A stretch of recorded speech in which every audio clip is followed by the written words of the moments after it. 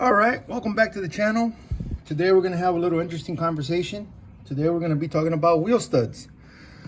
As you can tell, this wheel stud had to be worked on to be removed.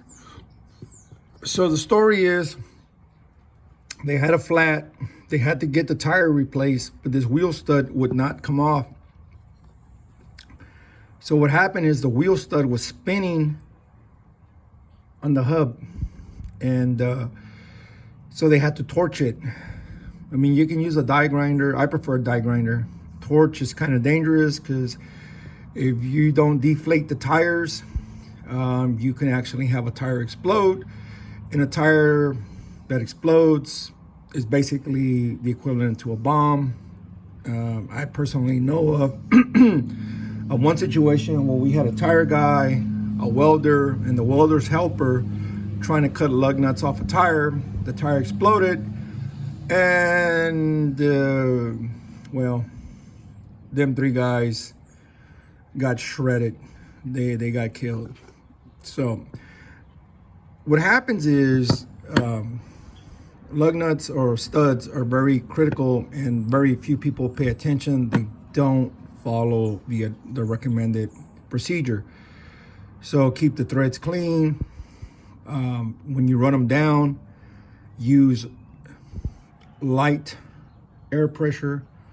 As a matter of fact, what I do is I use a half-inch. I have a dedicated 5/16 half-inch drive socket that I put on my half-inch gun, and I run it down with that, and then I torque them. It's not that the 1-inch gun won't torque them. It's that the 1-inch gun has anywhere from 800 to 2,000 pounds of foot torque. So you can stretch the bolt, you can unseat it at the flange, which will lead to this situation. You can have uneven torque, which will crack the rims. That's number one reason, one of the reasons you crack rims. But nobody, 98% of the people just want to get the 1-inch, run them in, run them out, run them in, run them out, and that's not the way to do it.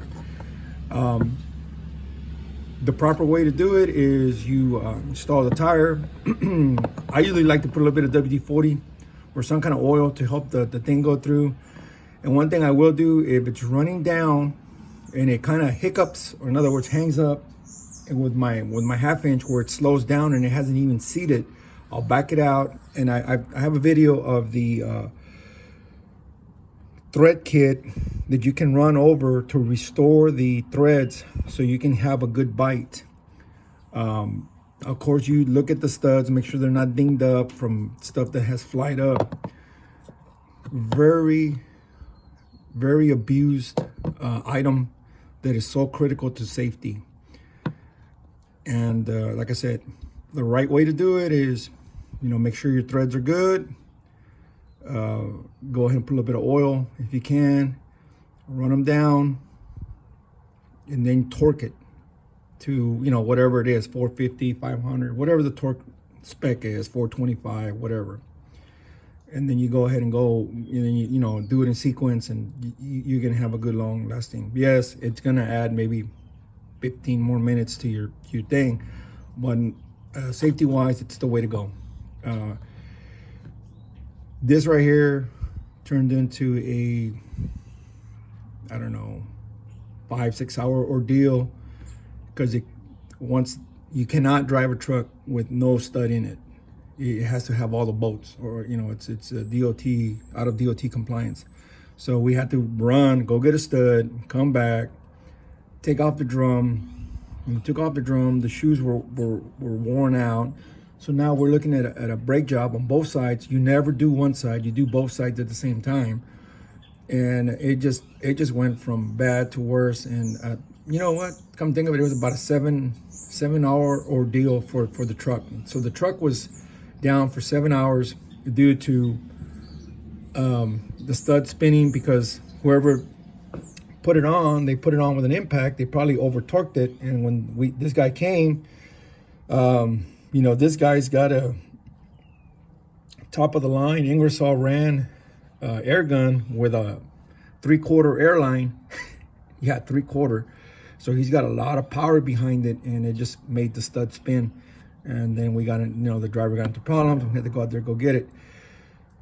Anyway, very overlooked, very simple to get yourself in trouble, but yet everybody every day does not follow the correct procedures to do wheel lug nut installs.